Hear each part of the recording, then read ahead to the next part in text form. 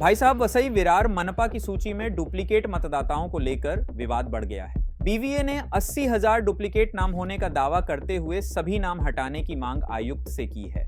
आम्ही साधारण 80,000 दुबार नावं आहेत अशी तक्रार केलेली होती आणि त्या दृष्टीने आज आम्हाला आयुक्तांनी चर्चेसाठी बोलावलेलं होतं। या शिष्टमंडळात मी स्वतः, माजी महापौर प्रवीण शेट्टी, रुपेश जाधव, आजीव पाटील आणि आमचे अनेक सभापती वगैरे होते।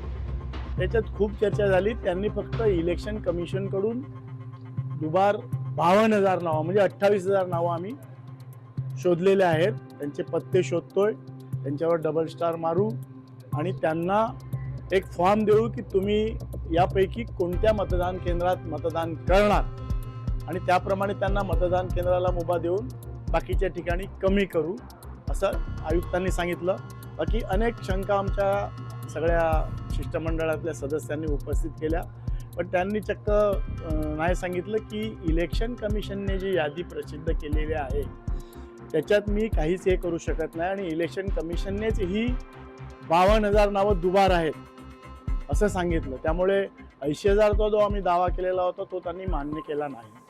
आम्ही त्यांना विनंती केली की तुम्ही BLOला त्यांच्याकडे पाठवा, प्रत्यक्षात त्यांचे ॲड्रेसेस नाही आहेत, म्हणजे मतदान पत्रिकेतलं मतदानाचं नाव आहे आणि इलेक्शन कमिशनने दिलेला मतदाराचा फोटो आयडेंटिटी कार्ड। आम्ही ही रिक्वेस्ट केली की त्या फोटो व्यतिरिक्त जी 16 आपली हे आहेत की ज्या 16च्या मधून आपण मतदानाला त्यांना अधिकार देतो तर ते चेक करा। म्हणजे तसं नाही आहे, मतदान ओळखपत्र असलं तरी देखील आम्ही त्यांना ते करू देऊ शकतो। त्यामुळे आजची एकंदरीत जी आयुक्तांनी बैठक घेतलेली ही त्याच्यावर काही सकारात्मक निर्णय झाला असं मला वाटत नाही, कारण आमच्या सगळ्याच प्रश्नांना त्यांनी इलेक्शन कमिशन हे करेल ते करेल अशी उत्तरं दिली। त्यामुळे आता काय 28,000 नावं कशी दुबार आहेत ती कमी करतात किंवा त्यांना कुठे मतदानाचा अधिकार देतात ते आता त्यांच्यावर आहे। अपनी राय हमें कमेंट में जरूर बताइए और हर लेटेस्ट खबर के लिए बने रहें द जर्नलिस्ट.in के साथ।